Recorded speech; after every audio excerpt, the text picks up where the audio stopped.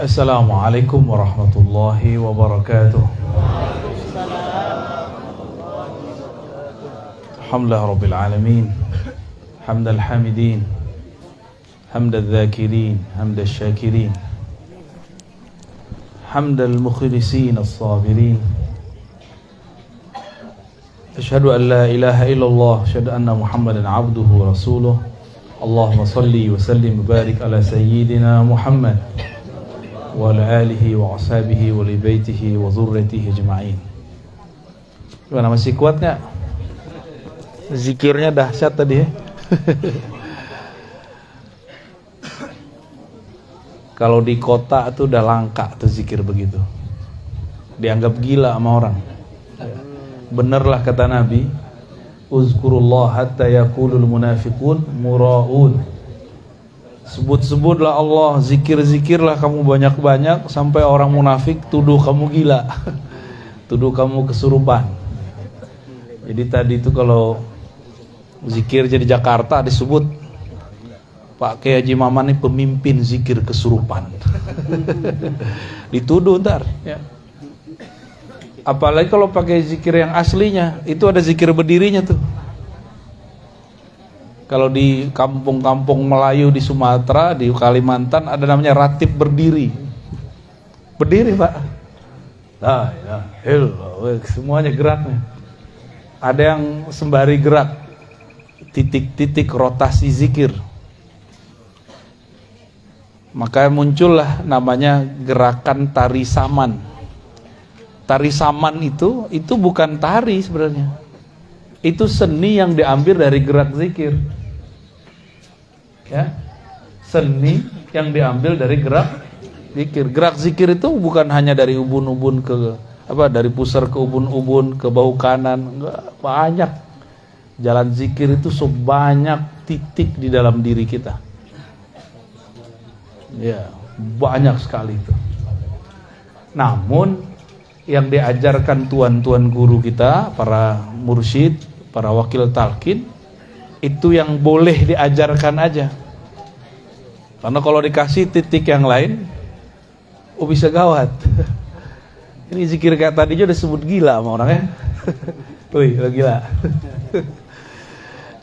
Mana sanggup jin masuk ke orang zikir barusan. Kalau setan bisa, jin gak sanggup. Kalau jin masuk kebakar deh. Aneh saksinya ya, tapi kalau setan bisa masuk.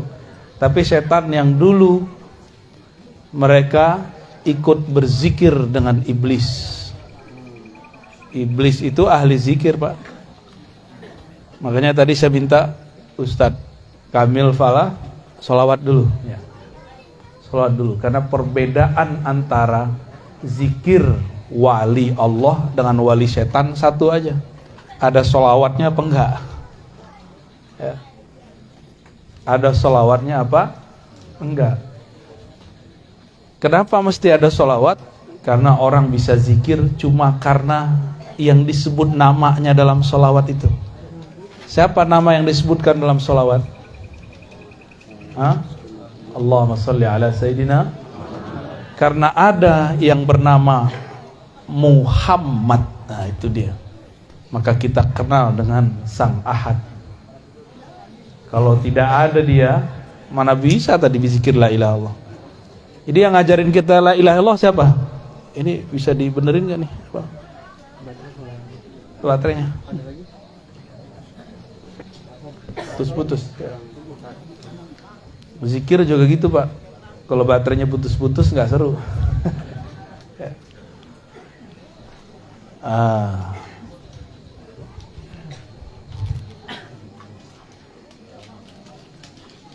Ganti.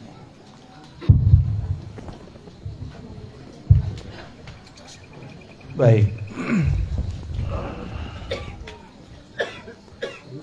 Nabi SAW mengajarkan zikir itu dengan cara yang berbeda-beda, metode yang beragam, mulai dari metode yang panjang sampai metode yang pendek.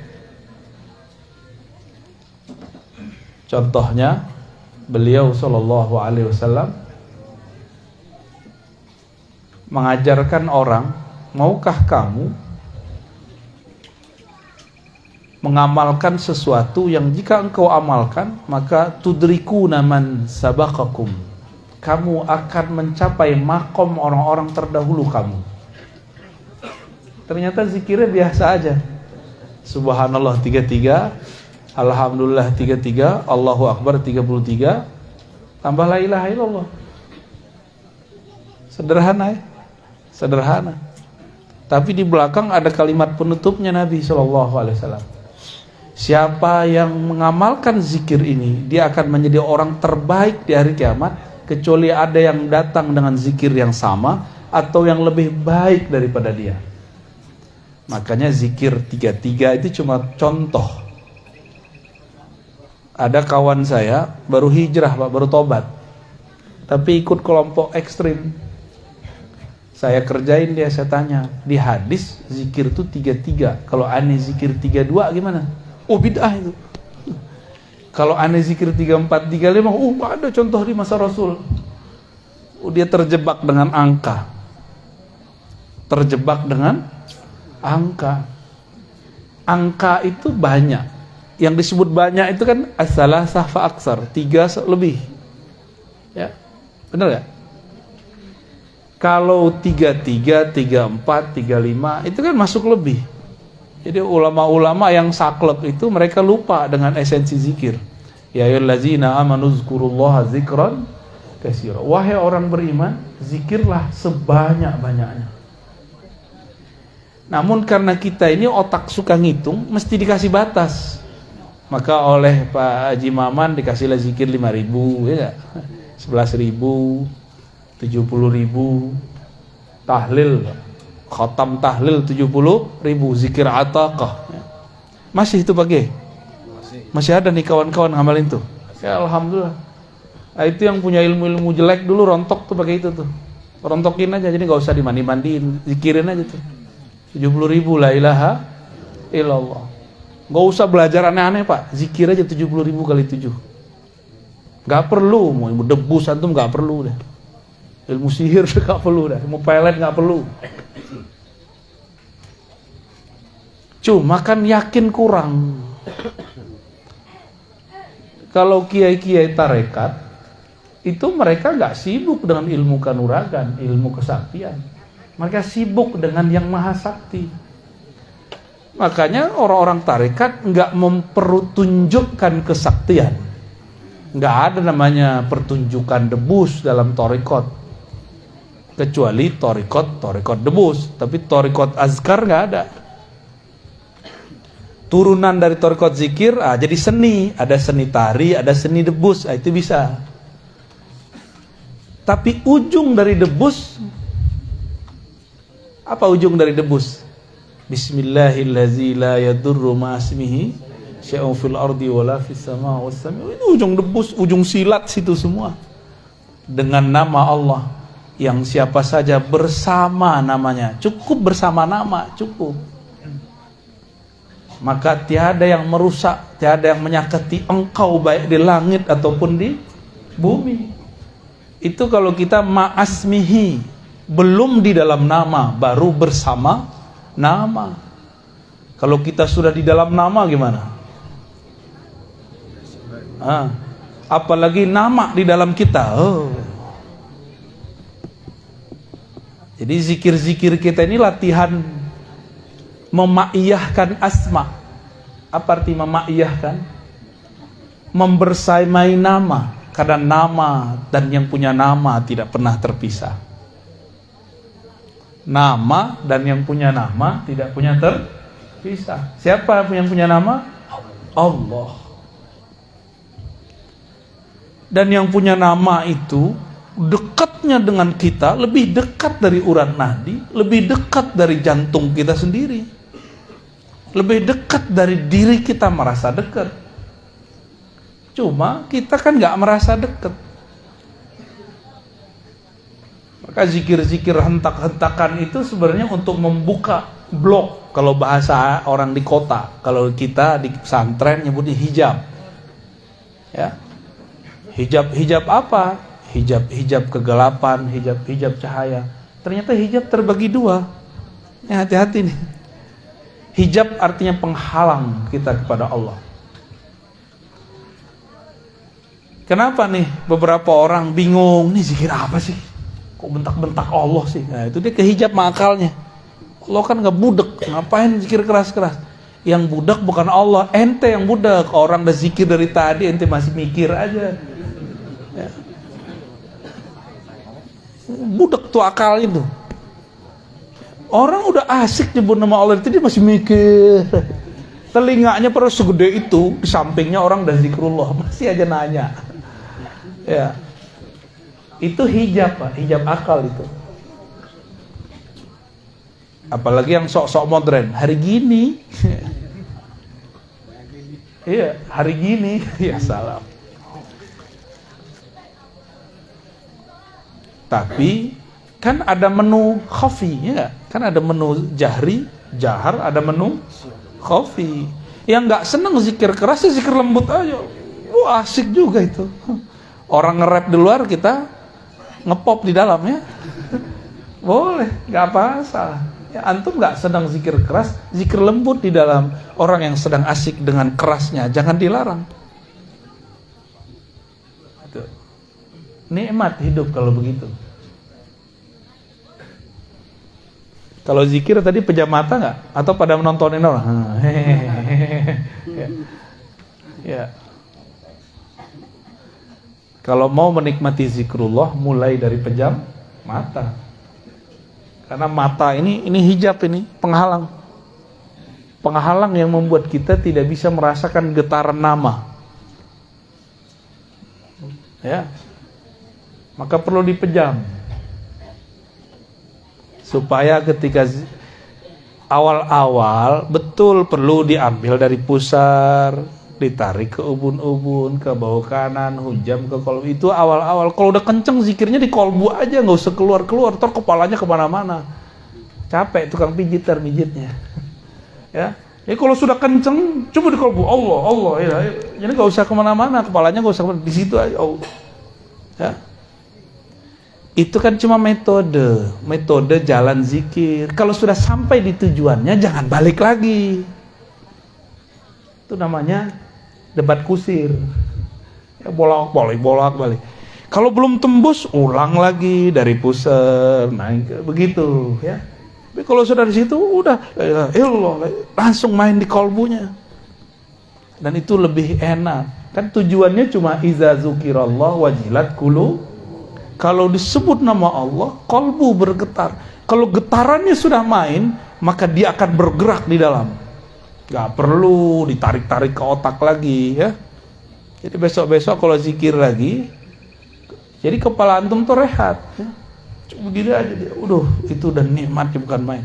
Itu jantung tuh Farhan dia. Tahu Farhan gak? Apa arti Farhan? Hah? Farhan bukan nama teman itu. Apalagi nama yang punya toko sebelah. Oh, nama sopir Grab ya? Bukan, Farhan artinya bahagia. Karena kutul qulub zikrullah. Makanannya kolbu adalah menyebut nama Allah. Kalau makanannya kiai kan bukan hanya nasi, asap juga. Ya, ahlul hisab kan. Dukhon. Di Quran tuh ada surat Dukhon, ya. Waktu awal pandemi itu ada ustadz cocok logi nakut-nakutin umat pakai hadis palsu bahwa 15 Ramadan terjadi dukhon, ya. Kiai-kiai ketawa, aneh dukhon tiap hari. Ya. Dukhon namanya itu, rokok, ya. Rokok asap. Jadi berzikir itu jangan sibuk di jalan. Nah, teknik dari ambil dari ubun-ubun segala macam itu jalan. Kalau kita sudah masuk ke dalam rumah, jangan keluar-keluar lagi. Ya. Nah, ini kepada para pencinta zikrullah nih, ya. Kalau zikirnya tadi udah cepat kan? Kolbu itu lebih cepat dari lisan, lebih cepat dari kepala. Kalau awal-awal boleh lah begini. La ilaha. Kalau kepala Kalau udah cepat gimana? Kayak gimana tuh? Kira tripping sama orang, ya. Jadi lucu, ya. Cukup kepalanya ke bawah. Begitulah Rasulullah SAW. Karena Rasulullah itu puncaknya zikrullah. Beliau nggak perlu gerak. Jadi kalau orang nanya Rasul nggak pernah zikir begitu, iya Rasul, bukan ente. Ente kan bukan Rasul. Dari mana kita tahu faham ini? Ketika ada orang ngadu kepada Rasulullah, wah Rasulullah itu ada orang zikir kok riak bener, kok dia teriak-teriak. Apa kata Nabi? Uzkurullah, berzikirlah kamu kepada Allah hatta yaqulul munafiqun muraun, sampai orang munafik tuduh kamu riya, sampai orang-orang nuduh kamu majnun. Itu kan hadis ada semua, dan hadisnya saling menguatkan, hasan li ghairihi. Yang mendoifkan berarti ketahuan dia nih, ya. Dia pengen mendoifkan zikir kita, Pak. Di masa Rasulullah lebih dari kepala gerak, Pak. Ayat turun mereka pingsan. Di masa para tabi'in, Sayyidina Al-Hasan Al-Basri, sanad zikir kita kan salah satunya lewat Sayyidina Al-Hasan. Hasan Al-Basri berguru kepada Sayyidina Ali. Itu Al-Hasan Al-Basri dibacain ayat, dia masuk ke dalam satu masjid, orang lagi baca ayat surat Al-Hadid, alam ya'ni lilladzina amanu an takhsha'a qulubuhum li dzikrillah. Kapan orang-orang beriman hatinya tunduk jika menyebut nama Allah, hatinya tunduk untuk berzikir, hatinya betah untuk berzikir? Kapan? Nah, itu ayat turun tuh, yang tadi itu nonton tuh. Atau tadi kalau nonton boleh tapi menikmati. Tapi yang mempertanyakan, wah bid'ah ini ya. Itu kasihan tuh yang begitu. Enggak dapat ya, asrornya dia enggak dapat. Menu-menu itu banyak, enggak cocok ya enggak usah dinikmati, kita pakai versi kita sendiri. Ya. Misalnya, thariqat saya Syazili, di Syazili nggak ada begini. Thariqat itu cuma jalan. Tujuan thariqat berzikir. Sekarang ente sudah zikir. Tinggalkan nama thariqat kalau sudah nyebut nama Allah. Jadi kadang-kadang thariqat itu jadi hijab, muter, padahal dia sudah dekat. Udah mau masuk dia jalan lagi, udah masuk dia jalan lagi. Oh, itu bukan thariqat saya. Jangan begitu kalau sama Allah, ya. Apa arti thariqah? Jalan. Kalau alamatnya udah dapet, masih penting nggak jalan? Udah nggak penting jalan, Pak. Yang penting nyampe. Ya. Yang penting, untuk apa punya banyak mobil bagus, tapi nggak satu pun bisa disetir? Ya, bensinnya nggak ada. Untuk apa punya banyak motor, tapi nggak satu pun ente bisa bawa? Satu kendaraan tapi sampai bisa nganter kita bolak-balik, nggak rusak-rusak, itu lebih afdol. Ya. Kan banyak juga yang datang ke saya, oh saya banyak thariqat. Iya. Nah. Terus maksudnya apa banyak thariqat? Ya gitu. Pengen unjuk gigi ya, untuk apa? Kalau orang banyak thariqat, pencirian dia nyaman zikrullah. Bukan kemana-mana kor-kor, aku banyak zikir, aku banyak kira, aku banyak thariqat, banyak. Nggak perlu ngomong begitu. Ya. Bapak Ibu yang melakukan Allah, di saat orang-orang berzikir la ilaha illallah, di saat itu jika lisannya bersamaan dengan jiwanya, di satu makom nih, lisannya sama dengan jiwanya. Jiwa lain dengan kolbu, jiwa itu nafs. Jiwanya bisa dikendaliin, maka jiwanya langsung menjadi mutmain. Nah,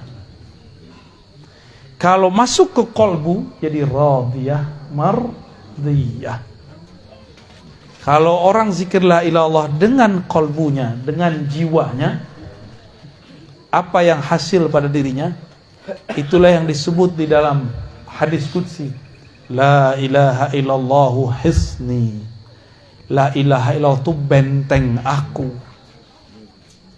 bentengnya Allah. Jadi bentengnya Allah bukan tembok tebal-tebal, tapi kalimah yang sudah masuk mendarah daging ke dalam badan, itulah benteng hakiki. Nanti kalau pandemi datang yang gede lagi, panik nggak? Kalau panik berarti bentengnya belum kuat. Kena nggak apa-apa, yang penting jangan panik. Karena serangan virus itu bukan ke badan yang bahaya. Yang bahaya itu ke pikiran. Berarti benteng rohaninya jebol. Coba tanya alumni COVID, lulusan COVID, LC, lulusan COVID. Tanya tuh, pasti waktu mengalami, dia kayak pengen mati aja bawaannya. Putus asa, benar gak?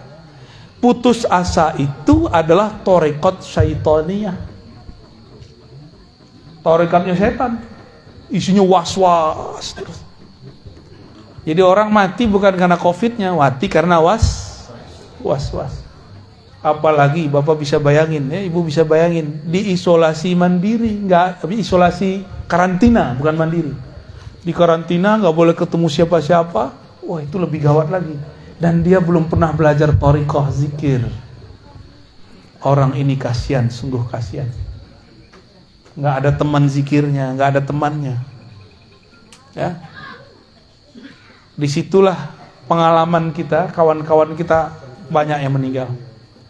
Dan kawan-kawan saya pernah belajar zikir Allah dalam kolbu dan la ilaha illallah, rata-rata mereka sehat, rata-rata. Dan ketika sehat dia datang kepada kita terus bilang, terima kasih Bu ya, terima Ustaz udah ngajarkan zikir ini. Jadi teman saya ketika saya sakit. Kalau dia mati dalam zikrullah. Kalau dia hidupnya betul-betul berkesan. Cuma maklum, manusia kan pelupa. COVID yang Delta baru pergi kemarin, tapi kan kita udah lupa aja Pak. Ya, pengen kena lagi. Ya. Enggak ya? Enggak, beneran. Untung kita di negeri Katulistiwa. Virus kalau udah keluar cuma berapa lama mati Pak. Kalau di negeri kita nih. Kalau di negara subtropis dingin, itu virus seneng. Maka Allah betul-betul sayang kepada kita. Alhamdulillah. Kasihan kepada mereka yang tinggal di subtropis. Tapi karena Allah maha hebat, tenang aja ya. Allah akan setting tubuhnya dan sesuai dengan kondisinya. Jadi apa yang terjadi pada diri manusia saat dia baca la ilaha illallah? Dia sedang membangun benteng ilahiyah, al-hisn al-ilahi. Benteng-benteng keilahian. Kalau udah begitu, udah dapat zikrullah, kok masih belajar zikir khadam. Kok masih doyan sama rajah-rajah, itu aneh. Udah dapat afdoluz zikri, masih cari yang tidak afdol. Itu orang bloon atau orang oon? Ya, sama aja ya. Afdoluz zikri la ilaha illallah. La ilaha illallah hisni, la ilaha itu paling tinggi, disebut bentengnya Allah. Terus antum masih cari jimat. Masih cari jimat. Ya. Itu jimat masuk sini ngikut dia. Tulisan raja antum kan nama Allah. Itu nama Allah ngikut la ilaha illallah dia. Masuk ke sini enggak bekerja dia. Kan berzikir. Enggak kerja dia di sini. Cobain aja. Cobain masing-masing. Enggak akan bekerja. Kita ini kan ngikut kata orang nih rajah berkah. Kata orang repot. Ya. Udah dapat kerjaan, betapa bodohnya manusia, udah dapat zikir paling afdol, masih ngambil penjagaan diri yang gak afdol. Jadi kalau digabung nih dua hadis ini, afdolul zikri la ilaha illallah, zikir paling tinggi la ilaha illallah, la ilaha illallah adalah hisni, adalah bentengku. Kalau digabung gimana? Benteng terkuat itu la ilaha illallah. Cuma ya rutin. Yang rutin. Kok kerja bisa rutin? Kenapa kita mau rutin kerja Pak? Karena pengen dapat gaji kan? Bener? Kenapa nih bapak-bapak ini mau rajin kerja di sawah, di ladang, dagang, di kantor, guru? Kenapa? Karena pengen dapat hasil. Ini hasilnya udah Allah kasih duluan. Masih kurang yakin? Jangan-jangan memang kita kurang yakin kepada Allah Subhanahu wa ta'ala.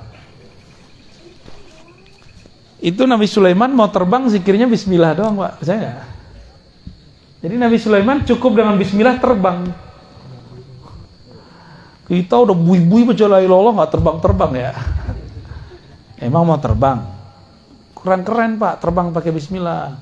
Yang keren itu pencet-pencet aja pakai tangan. Nah, dapat tiket terbang. Bismillah.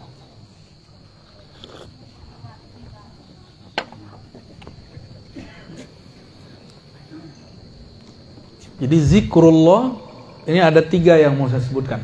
Zikrullah qutul qulub. Itu udah tadi ya. Zikir Allah, mengingat Allah itu makanan kalbu. Bapak Ibu nggak makan seharian, lemes nggak? Itulah nasib orang nggak zikir seharian. Udah dikasih talqin sama Pak Kiai Haji Maman, nggak dipakai. Mau antum kiai 1000 kali kiai nggak ngaruh. Oh saya bisa baca kitab, nggak masalah. Nabi nggak perlu baca kitab begituan. Kitab kuning kan baru kemarin sore ada. Nabi memang baca kitab kuning? Enggak, Nabi nggak perlu kitab kuning, di dalam dirinya semua kitab ada. Maka An-Nabil Ummi bukan Nabi tidak bisa baca tulis. An-Nabil Ummi, Nabi induk semua kitab. Ummul kitab, itu artinya. Allahumma sholli ala sayyidina Muhammad.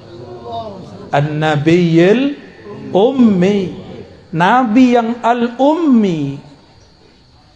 Al-Ummi itu bukan ya nisbah. Bukan Nabi yang gak bisa baca tulis. Nabi yang di dalam dirinya ada induk semua ilmu pengetahuan.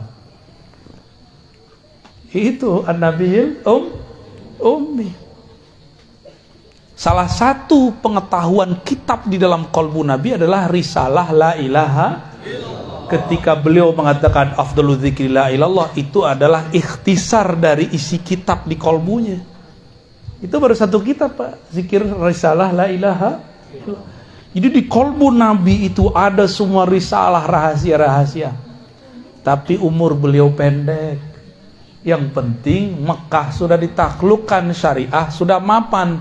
Maka orang tidak akan mengkultuskan orang yang di kolbunya ada risalah kita.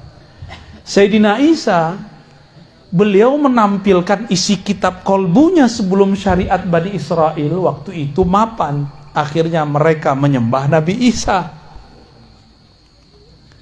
Salah satu isi risalahnya apa? Rahasia, nama Allah Hayyun dan Hayat, Muhyi.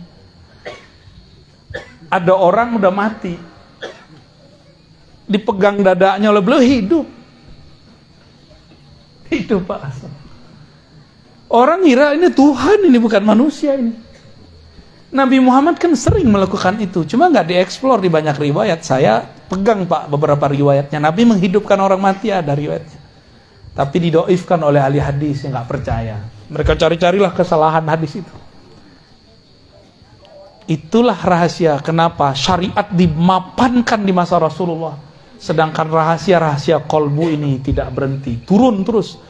Inilah makna al-ulama warasatul anbiya. Ulama mewarisi risalah-risalah kitab dari kolbu an-nabi al-ummi. Langsung Pak, nggak lewat Google, nggak lewat kitab kuning. Kitab kuning itu dari sini, dari kolbu. Jangan dibalik. Ini kiai-kiai udah kehijab ini, santri-santri udah kehijab. Kok kolbu ngikutin kitab kuning? Salah itu. Kitab kuning pemahamannya harus ngikutin rahasia warisan kolbu Rasulullah SAW. Itu ya baru sahih warisan Rasulullah. Baru pewaris Rasul ente.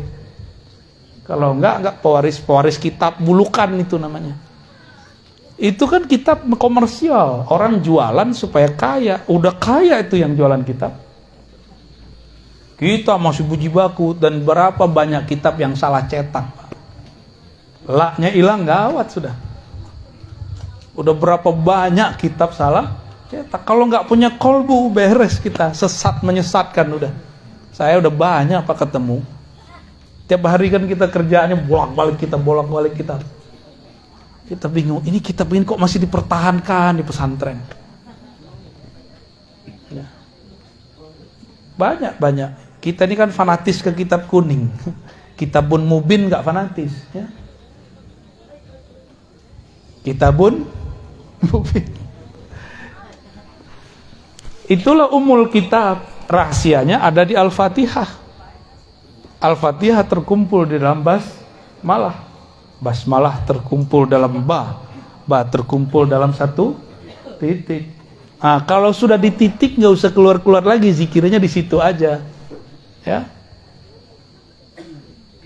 Makanya kolbu itu belakangnya ba supaya langsung masuk ke sana. Di depannya qaf. Wah, itu rahasia-rahasia huruf tuh banyak ya. Saya nggak usah bahas rahasia huruf lah malam ini. Jadi la ilaha illallah itu makanan kolbu paling mahal. Cara menikmatinya macam-macam. Ada yang pedas, ada yang manis. Yang pedas thariqat qadiriyah, yang manis thariqat naqsyabandiyah, gitu.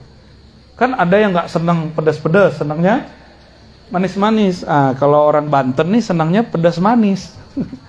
Dapat zikirnya yang keras, dapat zikirnya yang manis. Alhamdulillah. Ada yang senangnya nge-rap musiknya, ada yang senangnya melankolis ya, melo-melo musiknya yang syahdu-syahdu. Itu pilihan kita aja. Itu kan musik di dalam diri. Jadi zikir keras lembut itu adalah hentakan di kolbu. Nggak ngaruh orang di luar sana. Mau di luar sana orang bentak-bentak, kalau di kolbunya lembut tetap kolbu lembut deh. Ya. Ini contoh nih yang lagi sibuk megang handphone. Orang udah zikir keras-keras di sampingnya. Dia masih sibuk ya. Pasang status. Lagi ikut majelis zikir nih. Lah kok bisa orang ikut majelis zikir pasang status? Ya, canggih Pak zaman sekarang ya. Lumayan lah dapat berkah. Iza marartu biridil jannah tahu kalau kamu lewat di majelis-majelis di taman-taman surga, maka petiklah, icip-iciplah, coba-cobalah. Lumayan. Ini kan saya pernah cerita di sini di mana nih? Guru dari guru saya namanya Syekh Husain Usairan Al-Lubnani. Mantan orang Syiah, ngejekin ahlu sunnah thariqat Naqsyabandiyah yang ada di Masjid Jami' di Lebanon. Itu zikir Pak, ba'da salat. Afdalu dzikri la ilaha illallah. Itu di sana zikirnya sama dengan di sini. Ya. Sekarang kan udah ada YouTube kan? Kita kan udah jadi wali YouTube. Orang wali kutub, kita wali YouTube.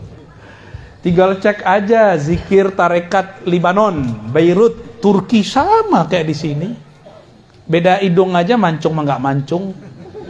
Ya. Beda brewok sama nggak brewok, itu aja bedanya. Selebihnya sama, metodenya sama. Bahkan tarekat Saziliyah di sana zikirnya kayak di sini. La ilaha illallah. Itu Saziliyah, ternyata Sazili Al-Qadiri. Kalau di sini kan An-Naqsyabandi ada Qadiriyahnya, Qadiriyah ada Naqsyabandiyahnya. Yang penting dapat Qadiriyah udah, pasti zikirnya kenceng. Ini orang Syiah mau main-main, ikut goyang-goyang pala. Masuklah dia langkahilah itu bahu-bahu orang yang sedang getaran zikirnya lagi dahsyat. Duduk di tengah. Padahal itu porosnya zikrullah. Dia duduk di situ. Lihat kiri kanan, coba kepalanya miring. Dicoba Pak, pejam matanya, kepalanya pertama ke kanan, la ilaha, pas illallah hanyut, terbawa arus karena dia di dalamnya kosong, hanyut, hilang benar. Tiba-tiba dia bangun dia lihat kok nggak ada orang zikir. Ternyata dia masuk ke alam barzakh, dia mati suri sesaat. Datang malaikat munkar nakir, man rabbuka? Oh, nggak bisa jawab. Lepotan. Digampar-gampar, disiksa. Udah lama, udah rasanya ribuan tahun. Terjadi kiamat, dibangkitkan, lebih kaget lagi.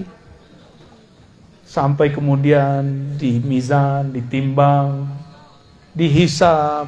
Salah satu hisab dia ngejek orang berzikir. Pas masuk ke sirat jatuh, pas jatuh bangun dia. Orang-orang baru selesai kayak tadi, la ilaha illallah Muhammadur Rasulullah, baru selesai. Karena Muhammad Rasul itu narik dia keluar lagi. Kejadian Pak, ini guru ahli hadis di hari akhir hayatnya. Tadinya Syiah benci sahabat Nabi, jadi pencinta sahabat Nabi. Tadinya nggak hafal Alfiyah, pengen belajar hadis, kata gurunya, ente kalau mau belajar hadis harus kuat bahasa. Untuk kelas kamu harus kuat Alfiyahnya atau Ujurumiyah. Dia pilihlah Alfiyah, 6 bulan dihafal. Berangkat pagi dia hafal 2 bait, pulang dia hafal 2 bait, malam dia setoran. 6 bulan khatam. Ditalkinlah zikir Naqsyabandiyah, zikir Syaziliyah, zikir Qadiriyah. Menjadi mursyid agung di tanah Syam. Namanya Syekh Husain Utsairan. Saya ketemu murid beliau. Orang-orang yang sudah punya benteng itu nggak ke bawah Pak, itu hebatnya. Jadi kenapa antum ini sudah nggak larut? Karena sudah ada benteng di dalam kolbunya. Kalau nggak lewat pingsan-pingsan semua pasti. Saya kan ngalami hal yang sama waktu kecil. Ya, zikir samaniyah qadiriyah. Orang baru afdhalu dzikrillah kita udah hilang. Sama kasusnya, mirip-mirip kayak tadi. Kami kalau di sana Pak, di kampung saya, sebelum Jumatan itu tahlil dulu. Afdhalu dzikri la ilaha illallah la ilaha. Itu setiap kali saya merem saya diputar ke alam semesta itu. Waktu umur masih 9 dan 10 tahun. Sampai sekarang saya nggak bisa lupa. Saya datang ke guru saya, guru saya di depan, jadi mursyid saya di depan. Saya nginep di surau beliau, zawiyah beliau, tempat suluk beliau setiap malam. Saya tanya, beliau diam aja. Datang ke mak saya bilang, kamu ntar akan jalan-jalan itu kerjaannya, katanya. Kita kan penakut, nggak berani kemana-mana, pisah dari mak nggak berani. Tapi ibu saya saja, dia bilang, kamu nanti akan jalan-jalan kemana-mana. Ternyata sudah terbaca dari zikrullah, itu kejadian.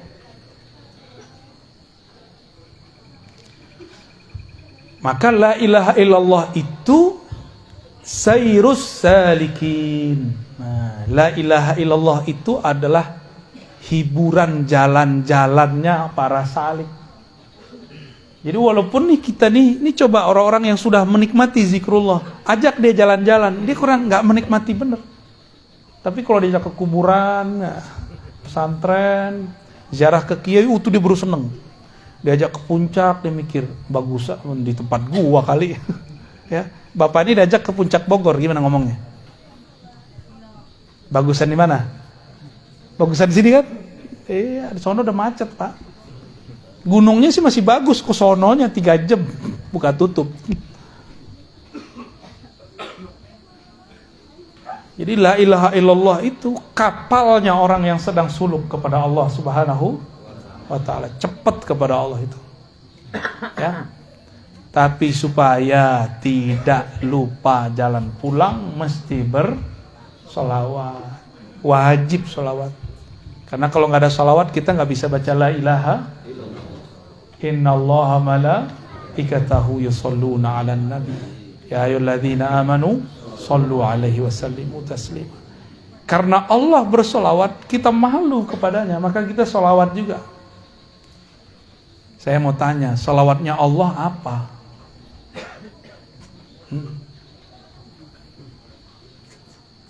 Kalau malaikat kan Allahumma sholli ala Muhammad, itu malaikat. Allah solawatnya gimana? Masa Allah doa ke Allah kan? Allahumma sholli ala Muhammad. Lah gua mah Allah. Aku Allah. Lah terus gimana dia ngomongnya? Nah itu rahasia Pak ya. Yang ngikutin kajian di YouTube terpaham ya. Malam ini nggak dibuka dulu ya. Ntar ada yang protes soalnya.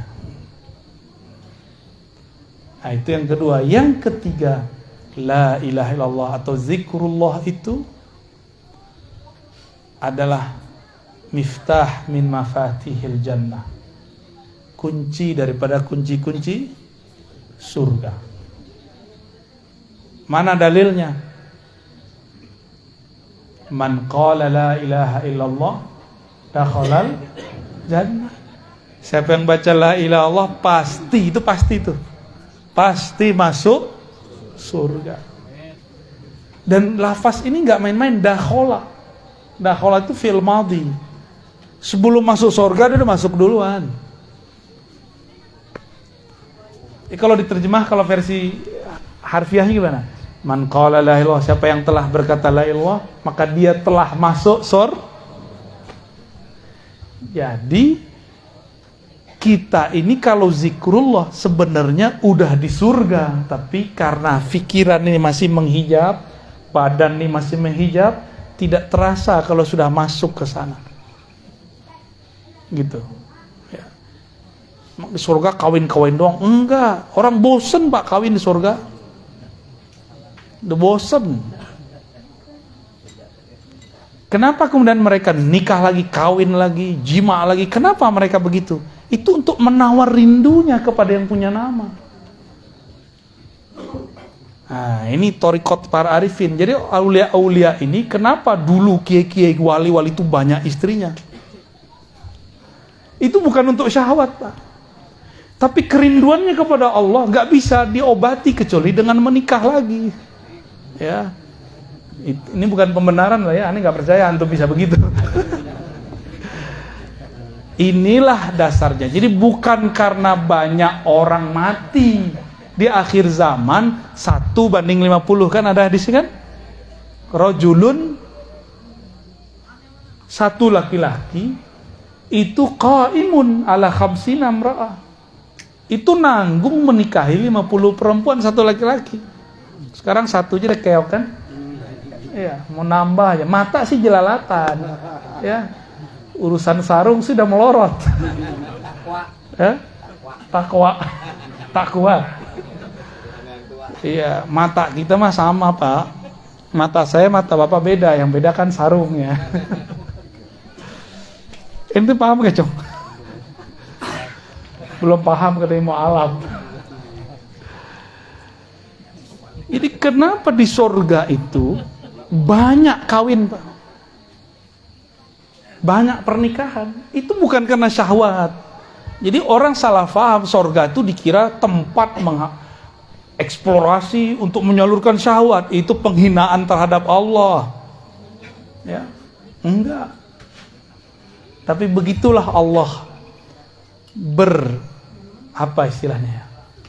bersiloka, bersendagurau dengan hambanya. Ada hamba-hamba yang kebawa sendaguraunya. Diceritakan di surah Waqi'ah, ya. Uruban atraba, inna ansha'nahunna insha'a, faja'alnahunna abkara, uruban atraba. Udah jorok aja otak mikirnya. Itu kalau diterjemahin apa, Pak? Kan lagi direvisi sama Kementerian Agama karena dianggap terjemahannya jorok. Ya biasa aja kali. Ya. Urban atroba itu, mohon maaf ya, kalau cowok atletis, kowi. Kalau cewek, hunna, kan perempuan di situ. Gambaran kita mengenai lawan jenis yang bikin birahi apa? Itu urban atroba. Ya, bayanginnya sendiri ya. Nggak boleh saya sebut, karena beda mazhab. Ada yang senangnya item-item, ya kan? Ada yang senangnya bening-bening. Ada yang senangnya sawo mateng. Ada yang sawo separuh mateng. Dari mana saya tahu makna ini, Pak? Kita buka kitab tafsir Zamakhsyari. Itu orang Mu'tazilah, Persia, bukan orang Arab. Ketika orang Arab mengatakan al-jamal nisful bayat, putih itu separuh cantik. Kata Zamakhsyari, enggak, justru sawo mateng itulah separuh cantik. Iya. Kalau kita kan seneng tuh sama muka-muka Arab ya. Muka-muka kulit babi itu. Enggak ada pigmennya, Pak. muka-muka orang barat. Kan gak ada pigmennya tuh. Merah semua. Kalau putih tuh Cina, beda lagi. Kata temanku ini dia nakal juga nih ya. Kulit bengkoang katanya. Kayak bengkoang dikupas nih. Putih kata-kata. Ada yang seneng begitu. Tapi orang-orang di Eropa senangnya gimana? Sawo mateng.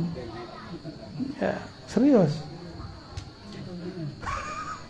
Kalau kita, jadi kita nggak usah berpikir ala mereka, kita mikir ala kita aja. Itu penafsiran, ya beda kampung, beda selera. Tapi semua itu bukan untuk nafsu, bukan. Di sorga itu disebutkan nikmat berhubungan badan semikian rupa, bukanlah untuk badan itu sendiri, tapi untuk mengalihkan kerinduan. Karena seorang hamba hanya bertemu Allah pagi dan sore. Dari pagi ke sore sudah 500 tahun. Berapa tahun? Sehari di sorga berapa? Sehari semalam di sorga berapa tahun kita? 1000. Pagi sampai sore bagi 2 aja. Jadi Allah itu menampakkan, mengangkat tabir hijab, sehingga hamba-hambanya melihat tergantung pemakrifatan dia waktu di bumi. Nanti mereka memandang Allah tuh, lalu langsung sujud ketika Allah membuka tabir. Itu yang disebut memandang, bukan ngomong begini, bukan ya. Lalu Allah tutup lagi ketika waktu duha sudah datang. Jadi syuruk ke duha, kira-kira begitu di sana. Dan mereka lupa dengan semua nikmat jima, lupa nikmat khamar, lupa nikmat madu, lupa semua. Ketika Allah sumber semua kenikmatan melihatkan dirinya, memperlihatkan tajallinya, lupa semua. Lalu Allah tutup tabir, mulailah mereka rindu. Ditunggu sehari, 2 hari, 3 hari, hitungan bumi. Di sana belum sehari, 2 hari.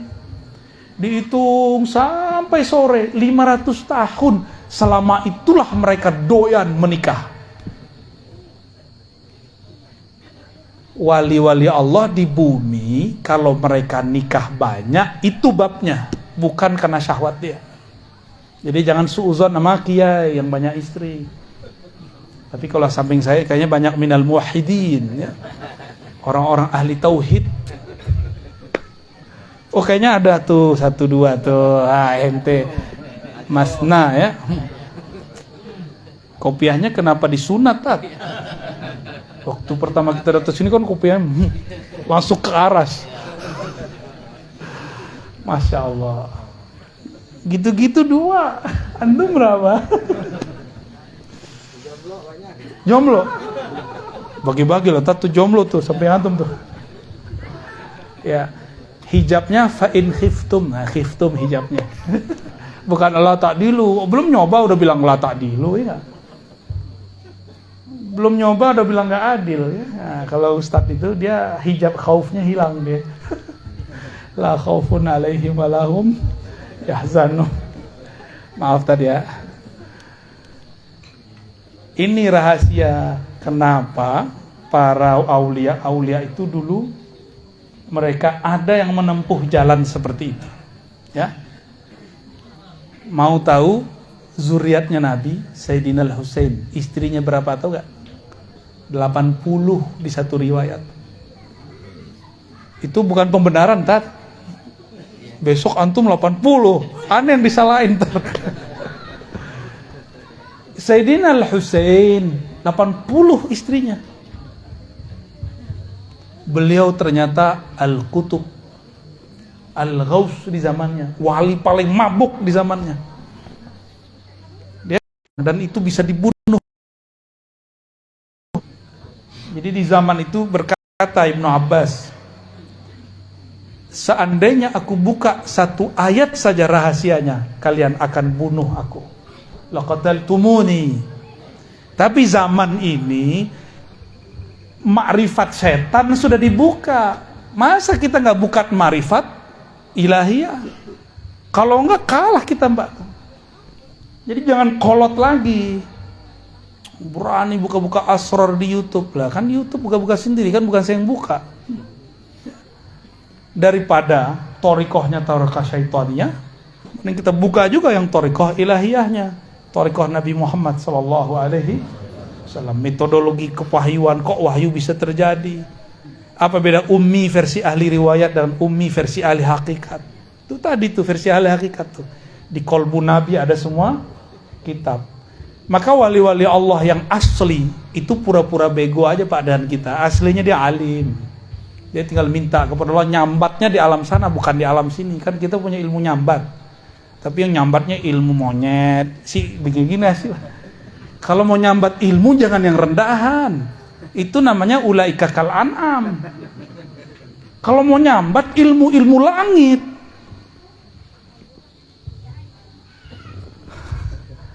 Ya. Jadi yang dulu-dulu pernah belajar silat-silat, nyambat ini, nyambat itu, udahlah, antum cukup belajar zikir aja mah, pakai Haji Maman. Itu ntar nyambat asrar, pakai la ilaha illallah, nggak disadari dapat. Asrar itu kan nggak perlu antum jadi aneh-aneh. Justru semakin masuk kalimat itu semakin normal kita hidup, semakin jadi manusia yang utuh, kecerdasannya utuh, pikirannya fokus. Kalau dia kerjanya lebih fokus. Kalau dia berjuangnya lebih tulus. Kalau dia gurunya lebih ikhlas. Kalau dia suami istri, akan lebih penyayang kepada pasangannya. Ya, maka wajib belajar zikir khafi biar lembut, ya. Biar lembut. Kalau antum ini masih kasar sama pasangan, berarti kurang zikir lembutnya. Tutup dengan sholawat biar kelembutan Rasulullah muncul di dalam diri. Jangan zikir doang. Nah, ini kenapa nih banyak yang mengeluhkan, suami saya, istri saya habis zikir kok kaku. Karena dia zikir tapi zikirnya tidak dipati dengan sholawat. Tahu pati? Tidak ditutup dengan sholawat. Sholawat itulah yang melembutkan segala-galanya. Kenapa iblis segaring itu ngomong? Kenapa iblis sekeras dan sekasar itu dan pendendam? Karena dia tidak bersolawat kepada Rasulullah Sallallahu Alaihi Wasallam. Gak pernah dia mau solawat. Yang dilihat Muhammad, yang dia lihat Muhammad bin Adam, keturunan Adam. Muhammad turun Adam ngapain solawat?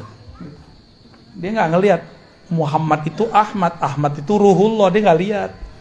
Karena memang iblis walaupun masuk surga dia cuma mukasyafah, tapi tidak sampai musyahadah.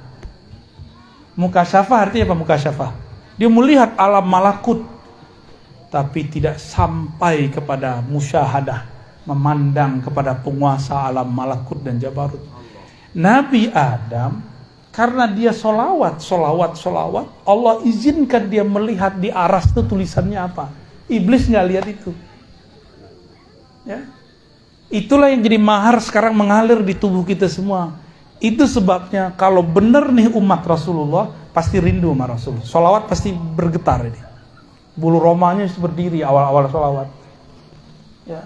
Kalau benar nih air matanya bisa berlinang kalau sebut nama Rasulullah dalam sholawat. Pasti.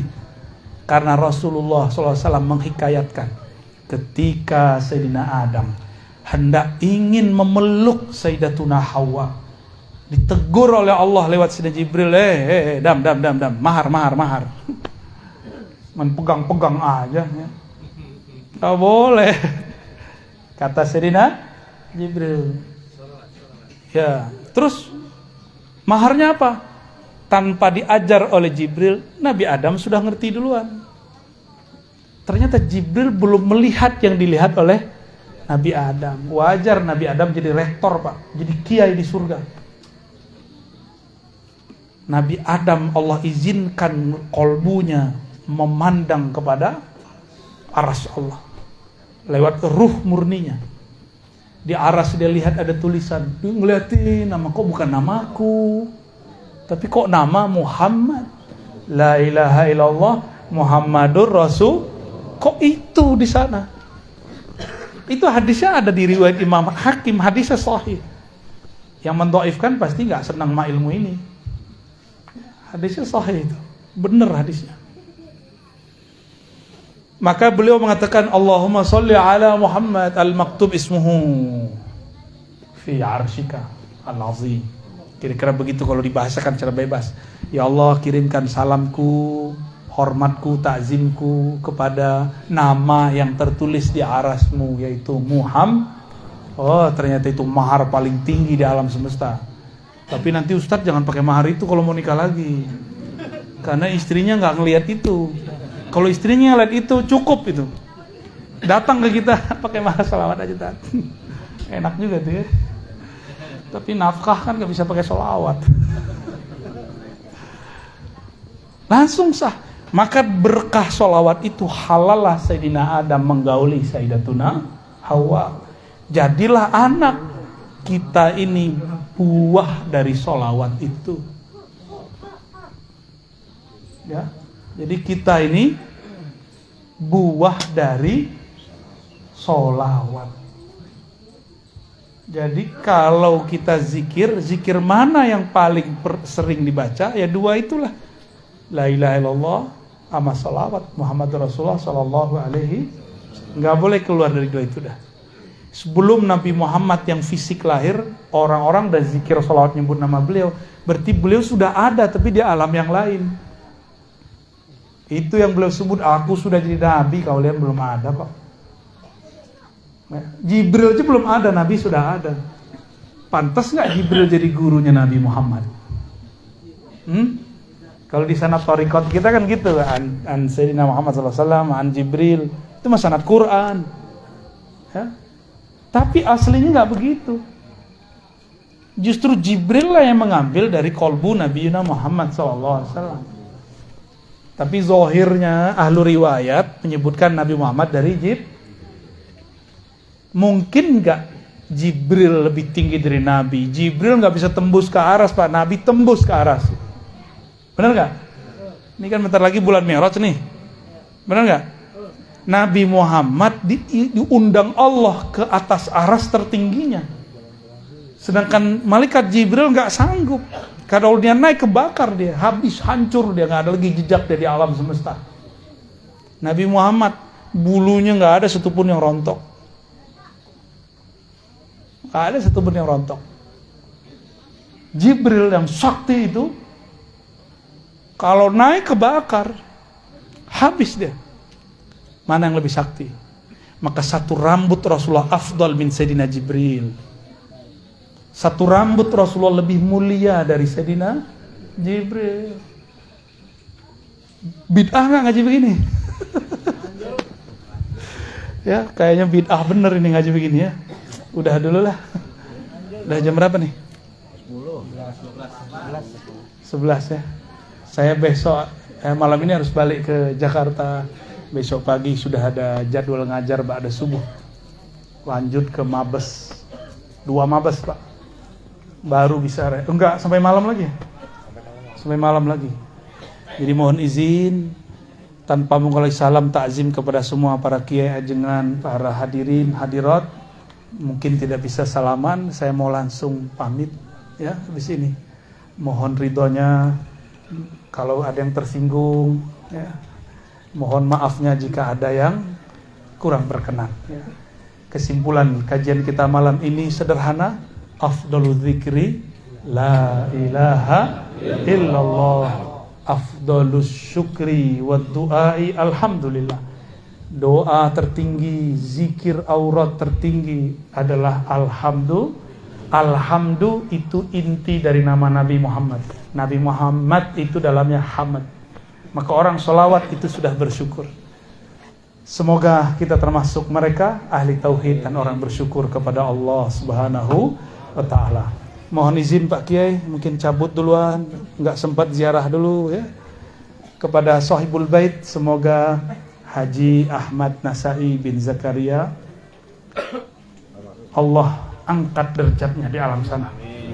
Dengan berkah la ilaha illallah yang dibaca tadi, meskipun tidak pantas diterima Allah, semoga berkat sholawat Allah terima juga. Semoga sahibul bait, keturunannya, muhibbinnya, pecintanya, kawan-kawannya, orang yang hadir juga diangkat ke derajat muwahhidin, muqarrabin. Amin ya rabbal alamin. Ilahi anta maqsudi wa ridhaka matlubi. Wa sallallahu ala sayyidina Muhammad. Assalamualaikum warahmatullahi wabarakatuh.